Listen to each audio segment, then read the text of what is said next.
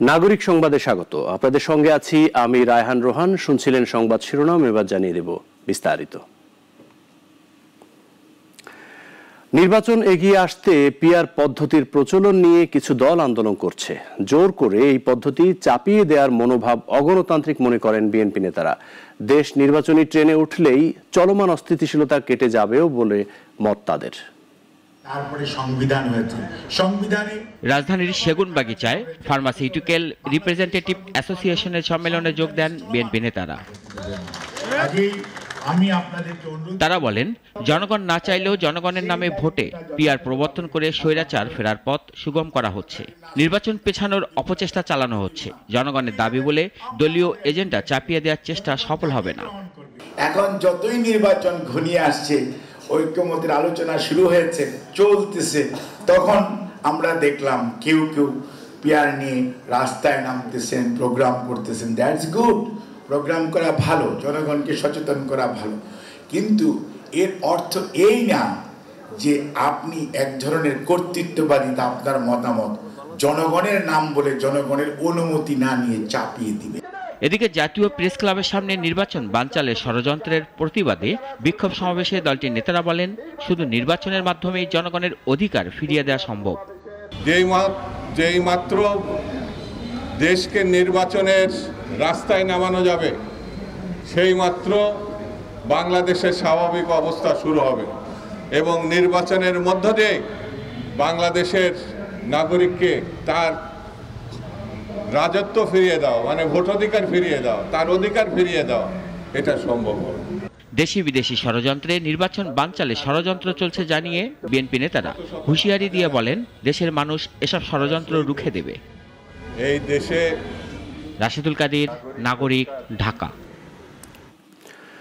বৈষম্য বিরোধী চেতনা বাস্তবায়নের নজির বিরল মন্তব্য করেছেন ট্রান্সপারেন্সি ইন্টারন্যাশনাল বাংলাদেশের নির্বাহী পরিচালক ডক্টর ইফতেখারুজ্জামান। নির্বাচন বিষয়ক এক সাংবাদিক প্রশিক্ষণ কর্মশালার উদ্বোধনী অনুষ্ঠানে তিনি বলেন, গত 54 বছর দলীয়করণের কারণে দেশ নানা সমস্যার মধ্য দিয়ে যাচ্ছে। দলীয়করণ এখনো রয়ে গেছে, শুধু রূপ বদলেছে বলেও মনে করেন টিআইবির নির্বাহী পরিচালক। প্রত্যেকের ভূমিকা এত বেশি গুরুত্বপূর্ণ যে কার ভূমিকা সবচেয়ে বেশি সেটা বলা কঠিন। সকালে রাজধানীর ধানমন্ডি টিআইবির কার্যালয়ে নির্বাচন বিষয়ক এক প্রশিক্ষণ কর্মশালার আয়োজন করা হয়। কর্মশালায় আসন্ন নির্বাচন সহ নানা ইস্যুতে কথা বলেন টিআইবির নির্বাহী পরিচালক ডক্টর ইফতেখারুজ্জামান। বলেন, নির্বাচন আয়োজনে কমিশন গুরুত্বপূর্ণ ভূমিকা রাখলেও রাজনৈতিক দল, আমলাতন্ত্র এবং আইন প্রয়োগকারী সংস্থা, এই তিনটি শক্তি নির্বাচন প্রক্রিয়ায় মুখ্য ভূমিকা পালন করে। মনে রাখতে হবে যে আমাদের পলিটিক্যাল স্পেস অর্থাৎ রাজনৈতিক অঙ্গন এবং আমলাতান্ত্রিক অঙ্গন, এই দুইটা জায়গায় সত্যিকার অর্থে আমাদের বৈষম্যবিরোধী আন্দোলনের যে মূল চেতনা, তার থেকে বাস্তব শিক্ষা গ্রহণ করা হয়েছে, এরকম দৃষ্টান্ত এখনো কিন্তু বিরল। গত 54 বছর ধরেই দলীয়করণের কারণে দেশ নানামুখী সমস্যার মধ্য দিয়ে যাচ্ছে। তাই এইসব দুর্বলতাকে মাথায় রেখে নির্বাচন প্রক্রিয়া পরিচালনা করতে হবে। একই সঙ্গে কোথায় কোথায় বিচ্যুতি ঘটেছে সেটিও চিহ্নিত করা জরুরি বলে মনে করেন এই নির্বাহী পরিচালক। এইখানে ভোটারদের জন্য যে উপযুক্ত পরিবেশ সৃষ্টি হচ্ছে কিনা বা ভোটাররা তাদের নির্ধারিত ভূমিকা সঠিকভাবে পালন করতে পারছেন কিনা সেটি আমাদের দেখতে হবে, পর্যবেক্ষণ করতে হবে এবং সেটি নিয়ে প্রতিবেদন করতে হবে। নানা চ্যালেঞ্জ থাকা সত্ত্বেও নির্বাচন কমিশন চাইলে একটি সুষ্ঠু নির্বাচন আয়োজন করা সম্ভব বলে মন্তব্য করেন ডক্টর ইফতেখারুজ্জামান। আনোয়ার হোসেন, নাগরিক, ঢাকা। খানাখন্দে ভরা রাজধানীর সড়কগুলো যেন মৃত্যুফাঁদ। যানবাহনের ধীর গতিতে হয় তীব্র যানজট, ঘটে দুর্ঘটনা। রাজধানীবাসীর অভিযোগ, সিটি কর্পোরেশনের উদাসীনতাতেই এমন দুর্ভোগ। বিশেষজ্ঞদের মতে বিআরটিএ সহ দায়িত্বপ্রাপ্ত প্রতিষ্ঠানগুলোর সমন্বয় নেই। অলিউল রনির 2 পর্বের ধারাবাহিক প্রতিবেদনের প্রথম পর্ব দেখুন আজ। সড়ক পথে নৌপথের ছোঁয়া। রাজধানীর সড়কগুলোয় ঢেউয়ের তালে এভাবেই হেলে দুলে চলছে বাস, প্রাইভেট কার আর সিএনজি। উত্তরবঙ্গ থেকে সাভার, আশুলিয়া হয়ে ঢাকাগামী পরিবহন চলাচলের একমাত্র গুরুত্বপূর্ণ সড়ক আব্দুল্লাপুর সড়ক। পানি জমে ভেঙে গেছে সড়কের অবকাঠামো। এতে ভোগান্তির শিকার পরিবহন যাত্রী, পথচারী সবাই। গাড়ি উল্টে যায় মাঝে মধ্যেই, আর এই ফাঁকে এই সাইডে দেয়া ছিনতাইকারীরা থাবা দেয়, মোবাইল থাবা দেয়, চাকা টাকা বাস হয়ে যায়, ফাঁতে বাইকে দেয়। এখন কোন জায়গায় কোন গর্ত আছে সেটাও কিন্তু আমাদের বোঝার উপায় নাই। নতুন বাজারের 100 ফিট সড়কেরও বেহাল দশা। খানাখন্দে ভরা সড়কে কিছুক্ষণ যেতে না যেতেই দেখা মিলবে ইটের স্তর। সড়কের এমন পরিণতিতে হরহামেশাই দুর্ঘটনায় পড়ে এই পথ ব্যবহারকারীরা। ভাই রোডের খুব বেহাল অবস্থা, একবারে সর্বনাশ। জাকি খাইতে খাইতে পেটে নারী বুড়ি সব লড়ে। রাস্তায় যখন গাড়ি উল্টা পাল্টা এরকম খায় এবং এর মধ্যে যানজট খুব। খিলক্ষেত সংলগ্ন নয়ানগর সড়ক যেন ছোটখাটো খাল, টানা বৃষ্টি কিংবা বন্যা নাই, তারপরেও জমে আছে হাঁটু সমান পানি। সমান রাস্তা খুঁজতে গিয়ে যানবাহন চলছে ধীর গতিতে, বাড়ছে যানজট। পানি বৃষ্টি নাই দিন ধরে, তাও পানি এখানে জমে রয়েছে, তাও ট্রেনে পানি। গাড়ি ভাঙে, বিয়ারিং টিয়ারিং ভাঙে, গাড়ি উল্টে যায়। শুধু উত্তর সিটি কর্পোরেশন নয়, দক্ষিণের চিত্র একই। প্রথম দেখায় মফস্বলের সড়ক মনে হলেও কমলাপুরের মুগ্ধ সড়ক এটি। ছোট ছোট গর্ত আর পানি যেন সড়কের পরিচিতি। পানির কারণে বোঝা যাচ্ছে না যে এটা কেমন ভাঙা। অনেক গাথা তো, মালটা নিয়ে গেলে অনেক সময় উল্টি যাবার ধরে গাড়ি সমস্যা। মানসম্পন্ন উন্নয়নের পাশাপাশি জবাবদিহিতা ও বাজেট নিশ্চিত করা গেলে মুক্তি মিলবে এই দুর্ভোগ থেকে, বলছেন বিশেষজ্ঞরা। যারা রাস্তাটা তৈরি করছে তাদের যদি দায়বদ্ধতা বা তাদের সাথে যদি একটা র্যাঙ্কিং করা হতো, তাদের কাজের কোয়ালিটিটা মেনটেন করা হতো, বা তাদের সাথে যদি মেনটেন্যান্সের একটা চুক্তি করা হতো যে 5 বছর 10 বছর তারা মেনটেন করবে, তাহলে কিন্তু প্রতিষ্ঠান প্রথমে কাজটা ভালো করে করতো। বাট এখন দেখা যায় সেই দায়বদ্ধতা না থাকার কারণে যেনতনভাবে কাজ করে চলে যায় কর্তৃপক্ষ। তবে দুই সিটি কর্পোরেশন আর দায়িত্বপ্রাপ্ত প্রতিষ্ঠানগুলোর দূরদর্শিতা আর উদাসীনতাকে দায়ী করছেন এই বিশেষজ্ঞ। আমাদের এখানে সমন্বয়হীনতা হলো সবচেয়ে বড় চ্যালেঞ্জ। দুই সিটি কর্পোরেশন, রাজুক, অর্থাৎ সংশ্লিষ্ট সবাই, ওয়াসা, দেশা, এরা সবাই মিলে সমন্বয় সাধনের মাধ্যমে যদি কাজগুলো করে, আমরা আর্থিক দিক দিয়ে বাঁচব, মানুষের ভোগান্তি কমবে। রাস্তা মেরামত ও সংস্কারের কাজ শেষ হলে রাজধানীর যানজট অনেকাংশে কমবে বলে আশা সাধারণ মানুষের। অলিউল রনি, নাগরিক, ঢাকা। অস্থির মাছের বাজারে কিছুটা স্বস্তি দিচ্ছে সোনালী আর ব্রয়লার মুরগি। পূজাকে ঘিরে মধ্যবিত্তের নাগালের বাইরে যাওয়া ইলিশের পাশাপাশি প্রায় সব মাছের দাম বেড়েছে কেজি প্রতি 20 থেকে 50 টাকা পর্যন্ত। অন্যদিকে সবজিতে মিলছে খানিকটা স্বস্তি। চলতি মাসের শেষ দিকে সনাতন ধর্মাবলম্বীদের বড় উৎসব দুর্গাপূজা। পূজাকে ঘিরে অনেকে চান স্বাদের ইলিশ পাতে তুলতে, কিন্তু গেল সপ্তাহ থেকে কেজি সাইজ ইলিশ কিনতে হচ্ছে 2000 টাকার বেশি। আজকেও তার ব্যতিক্রম নয়। যেটা 1 কেজি ইলিশের ওজন আমরা তো প্রতি বছর 1000 টাকা করে নিয়ে থাকি, এখন দেখা যাচ্ছে 2400-2500 টাকা কেজি। ইলিশ মাছের দাম মানে অন্যান্য দিনের তুলনায় একটু বেশি, এবং যে যদি গত বছরের কথা চিন্তা করে মনে হয় এবার অনেক বেশি দাম। বিক্রেতারাও বলছেন ইলিশের দাম গত সপ্তাহের মতোই বিক্রি হচ্ছে, তবে দাম বেড়েছে অন্য সব মাছের। ইলিশ মাছের দাম তো আগের থেকে 100-200 টাকা কমছে ভাই। আগে ব্যস্ত মানে 1400, এখন 1200। তো অন্যান্য মাছ তো মনে করেন সরবরাহ কম থাকায় কিছুটা দাম বাড়ছে, কেজিতে 20-30 টাকা। অন্য সব পদের মাছ, ইলিশ মাছের দাম কম আর অন্য মাছের দাম একটু বেশি। তবে খানিকটা স্বস্তি যোগাচ্ছে ব্রয়লার আর সোনালী মুরগি। কেজি প্রতি 10 থেকে 20 টাকা কমেছে এই দুই জাতের মুরগিতে।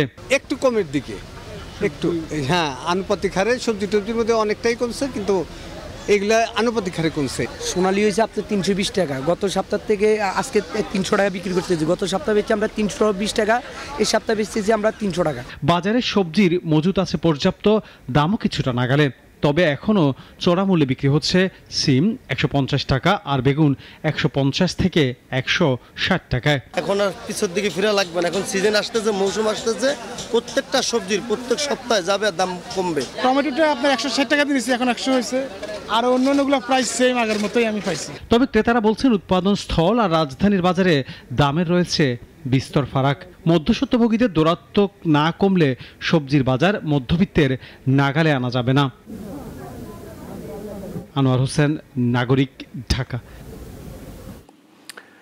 শেয়ার বাজারে 50 লাখ টাকা মূলধনে মুনাফা করা বিনিয়োগকারীদের তথ্য চেয়েছে জাতীয় রাজস্ব বোর্ড। এতে পুঁজিবাজারে তৈরি হয়েছে আতঙ্ক, সূচক লেনদেনে পড়েছে বিরূপ প্রভাব। তবে পরবর্তীতে স্টক এক্সচেঞ্জের পক্ষ থেকে করা হয়েছে সিদ্ধান্ত বদল। সানি আহমেদের রিপোর্ট। যখনই শেয়ার বাজার গতির দিকে ছুটতে যায়, তখনই নানা আতঙ্ক আর নীতি নির্ধারণী মহলগুলোর অযাচিত হস্তক্ষেপে বিনিয়োগকারীরা হয়ে পড়েন অসহায়। বারংবার নতুন বিনিয়োগ নিয়ে আসলেও কখনো বাংলাদেশ ব্যাংক, কখনো এনবিআর, কখনো বা স্টক এক্সচেঞ্জের অতিরিক্ত খবরদারিতে কোণঠাসা হয়ে পড়ে পুঁজিবাজার। 2024-25 অর্থ বছরে শেয়ার বাজারে বিনিয়োগ করে 50 লাখ টাকা বা তার বেশি মূলধনী মুনাফা করেছে এমন ব্যক্তি ও প্রতিষ্ঠানের তথ্য চেয়ে বিএসইসির কাছে চিঠি দিয়েছে এনবিআর। এনবিআরের চিঠি বিএসইসি পাঠিয়েছে উভয় স্টক এক্সচেঞ্জে। ডিএসসির পক্ষ থেকে অপেক্ষা করলেও সিএসসির পক্ষ থেকে বিতরণ করা হয় ওই চিঠি, আর এতেই বাজারে তৈরি হয় আতঙ্ক, কমে সূচক, কমে লেনদেন। তবে সকালে বিভিন্ন সিকিউরিটিজ হাউসে চিঠি পাঠালেও বিকালে সে সিদ্ধান্ত পরিবর্তন করা হয়। এনবিআরের চিঠির প্রেক্ষিতে কোনো তথ্য দিতে হবে না এবং তা আতঙ্কিত হওয়ার কিছু নেই বলে জানানো হয়। আসলে একটা চিঠি দিয়েছে, আমরা ফরওয়ার্ড করেছি। হ্যাঁ, তো এটা আতঙ্কের বিষয় তো না। হ্যাঁ, আতঙ্কের বিষয় হবে কেন? আর এটা পরবর্তীতে আবার বলা হয়েছে ঠিক আছে, এটা তো ইমার্জেন্সি না, এখনো তো ট্যাক্স ডকুমেন্ট দিবার জন্য যথেষ্ট সময় বাকি আছে, যদি লাগে সেটা পরে দেখা যাবে। আতঙ্কিত হওয়ার বিষয় যাতে না থাকে সেই জন্যই আমরা আবার বলেছি আর কি, হ্যাঁ, যাতে বাজারে কেউ আতঙ্কিত না হয়। দেশের অর্থনীতির সবচেয়ে সংবেদনশীল খাত পুঁজিবাজার, রয়েছে লাখো মানুষের বিনিয়োগ। তাই শেয়ার বাজার নিয়ে কোনো সিদ্ধান্ত নেয়ার আগে সংশ্লিষ্টদের সঙ্গে আলোচনা করা প্রয়োজন, এমনটাই মনে করেন বিশেষজ্ঞরা। স্থানীয় আহমেদ, নাগরিক, ঢাকা। কুমিল্লার হোমনা উপজেলায় ধর্ম অবমাননার অভিযোগ তুলে 4টি মাজারে হামলা, ভাঙচুর ও অগ্নিসংযোগের ঘটনায় অজ্ঞাত 2200 জনের বিরুদ্ধে মামলা হয়েছে। বৃহস্পতিবার রাতে হোমনা থানার এসআই তাপস কুমার সরকার বাদী হয়ে মামলাটি দায়ের করেন। এর আগে আসাদপুর ইউনিয়নের 4টি মাজারে বিক্ষুব্ধ জনতা মাইকে ঘোষণা দিয়ে হামলা চালায়। হোমনা থানার ওসি জানান, ধর্ম নিয়ে কটূক্তির অভিযোগে অভিযুক্ত যুবককে গ্রেপ্তারের পরও মব হামলা ঠেকানো যায়নি। পরিস্থিতি নিয়ন্ত্রণে এলাকায় অতিরিক্ত পুলিশ মোতায়েন করা হয়েছে। এলাকায় থমথমে পরিস্থিতি বিরাজ করছে। সাতক্ষীরার তলুইগাছা সীমান্ত দিয়ে অবৈধভাবে ভারতে প্রবেশের সময় 8 বাংলাদেশিকে আটক করেছে বিএসএফ। পরে পতাকা বৈঠকের মাধ্যমে বিজিবির কাছে হস্তান্তর করা হয়। আটককৃতদের মধ্যে নারী পুরুষ সবাই রয়েছেন। অন্যদিকে নওগাঁর পত্নীতলা সীমান্ত দিয়ে নারী পুরুষ ও শিশু সহ 16 জন বাংলাদেশিকে পুশিং করেছে বিএসএফ। ভোরে শীতল মাঠ সীমান্ত পিলারের কাছে বিজিবি তাদের আটক করে থানায় হস্তান্তর করে। এছাড়া মেহেরপুরের মুজিবনগর সীমান্ত দিয়ে শিশুসহ একই পরিবারের 4 জনকে পুশিং করেছে ভারতীয় সীমান্তরক্ষী বাহিনী। সীমান্তে অনাকাঙ্ক্ষিত ঘটনা এড়াতে টহল জোরদার করেছে বিজিবি। চর্চার অভাবে ও নিজস্ব ভাষায় লেখাপড়ার সুযোগ না থাকায় হারিয়ে যাচ্ছে শেরপুরের 16টি আদিবাসী সম্প্রদায়ের মাতৃভাষা ও সংস্কৃতি। ইদানিং পরিবারের মধ্যেও কমেছে চর্চা। সাংস্কৃতিক একাডেমি স্থাপনের পাশাপাশি প্রতিটি স্কুলে মাতৃভাষায় পাঠ্য বই ও শিক্ষক নিয়োগের তাগিদ দিচ্ছেন স্থানীয় আদিবাসীরা। তারিকুল ইসলামের রিপোর্ট, জানাচ্ছেন শাশ্বতী সরকার। শ্রীবরদী, ঝিনাইগাতি ও নালিতাবাড়ী উপজেলার সীমান্ত জুড়ে 16টি সম্প্রদায়ের 62,000 আদিবাসীর বসবাস। এর মধ্যে গারো, বর্মন, কোচ ও হোদি সম্প্রদায়ের সংখ্যাই বেশি। একসময় নিজেদের ভাষা ও সংস্কৃতি চর্চায় সমৃদ্ধ ছিল এই সম্প্রদায়গুলো। তবে সময়ের সাথে তাল মেলাতে কমে যাচ্ছে মাতৃভাষা ও নিজস্ব রীতিনীতি চর্চা। হারিয়ে যেতে বসেছে তাদের নিজস্ব সংস্কৃতি। দিনে দিনে আমাদের ভাষাগুলো হারিয়ে যাচ্ছে। আমাদের আদিবাসী খাবারগুলো আমরা এখন আর দেখি না। আদিবাসীদের পোশাক থেকে ভাষা পর্যন্ত লুপ্ত হয়ে যাচ্ছে। এদের একটি অংশ শিক্ষিত হচ্ছে আধুনিক শিক্ষায়। হাতে গোনা কয়েকজন নিজস্ব ভাষা ধরে রাখার চেষ্টা করলেও শিক্ষক সংকটের কারণে তা সম্ভব হচ্ছে না। ভাষা ও সংস্কৃতি ধরে রাখতে প্রতিটি স্কুলে বইয়ের পাশাপাশি শিক্ষক নিয়োগ ও একটি সাংস্কৃতিক একাডেমি স্থাপনের দাবি সম্প্রদায়গুলোর। আমাদের আদিবাসীর কাপড় চোপড় আসলো, এখন নিলা সব নাই খা।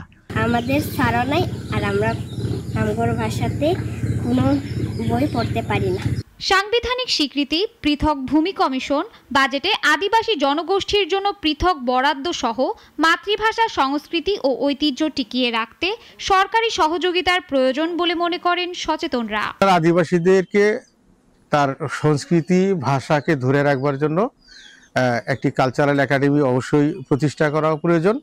পাশাপাশি সংস্কৃতিকে লালন করবার জন্য সরকারের সরাসরি পৃষ্ঠপোষকতা করা প্রয়োজন। এদিকে আদিবাসীদের ভাষা ও সংস্কৃতি রক্ষায় দ্রুতই নানা পদক্ষেপ নেওয়া হবে বলে জানায় প্রশাসন। তাদের যে সমৃদ্ধ সংস্কৃতি আছে এগুলো রক্ষা এবং আরো চর্চার জন্য আমরা একটা কালচার একাডেমি করার জন্য ইতিপূর্বে আমরা প্রস্তাব দিয়েছি, সেটা সরকারের কাছে পর্যালোচনার মধ্যে আছে।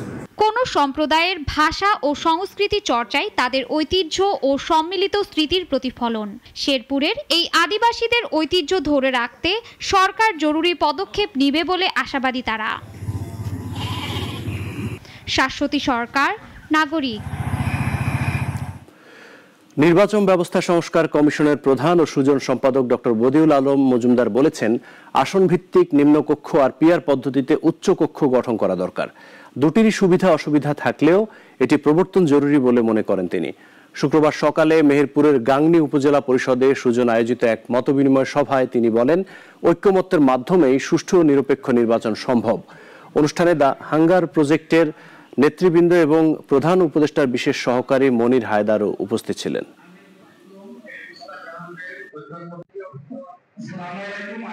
ত্রুটি আছে, দুটোরই ইতিবাচক দিক আছে, কোনোটাই ত্রুটিমুক্ত নয়। তো দুটোই দরকার। আমরা নির্বাচন ব্যবস্থা সংস্কার কমিশনের পক্ষ থেকে, একই সাথে সংবিধান সংস্কার কমিশনের পক্ষ থেকে আমরা প্রস্তাব করেছি নিম্নকক্ষে হবে আসন ভিত্তিক যে বর্তমান যে পদ্ধতি আছে, আর উচ্চকক্ষ হবে পিআর পদ্ধতিতে, আনুপাতিক পদ্ধতির ভিত্তিতে। তো দুটোই ইতিবাচক দিক আছে, দুটোরই নেতিবাচক দিক আছে। এই জন্য আমরা মনে করি দুটোই হওয়া দরকার। আফগানিস্তানের বিশ্ববিদ্যালয়গুলোতে নারীদের লেখা বই নিষিদ্ধ করেছে তালেবান সরকার। মানবাধিকার ও যৌন হয়রানি বিষয়ক মোট 679টি বইকে উদ্বেগজনক হিসেবে চিহ্নিত করা হয়েছে। এর মধ্যে 140টি নারীদের লেখা। গত আগস্টের শেষ দিকে বই নিষিদ্ধের অধ্যাদেশে স্বাক্ষর করা হয়। বইগুলোর বিষয় শরিয়া আইনের পরিপন্থী বলছে তালেবান। 4 বছর আগে ক্ষমতা গ্রহণের পর থেকেই নারীদের শিক্ষায় নানা বিধিনিষেধ আরোপ করে আসছে তারা। পদক্ষেপটিকে নারীদের মতামত ও অধিকার দমনের প্রক্রিয়া বলে সমালোচনা করেছেন দেশটির সাবেক উপমন্ত্রী জাকিয়া আদেলি। জাতিসংঘে গাজায় যুদ্ধবিরতির একটি প্রস্তাবে আবারও ভেটো দিয়েছে যুক্তরাষ্ট্র। এটি যুদ্ধবিরতির বিরুদ্ধে তাদের 6ষ্ঠ ভেটো। বৃহস্পতিবার নিউ ইয়র্কে অনুষ্ঠিত নিরাপত্তা পরিষদের বৈঠকে একটি ভেটোর কারণেই পাশ হয়নি গাজায় যুদ্ধবিরতির প্রস্তাব। অবশ্য যুদ্ধ শুরু ও অব্যাহত রাখার জন্য হামাসকেই দায়ী করছে যুক্তরাষ্ট্র। তারা বলছে, জিম্মিদের মুক্তি দিলেই যুদ্ধ শেষ হতে পারে। গাজা সংকট এখন বিশ্ব কূটনীতির প্রধান বিষয় হয়ে উঠেছে, যার ফলে বদল আসছে পুরো বিশ্ব রাজনীতিতে।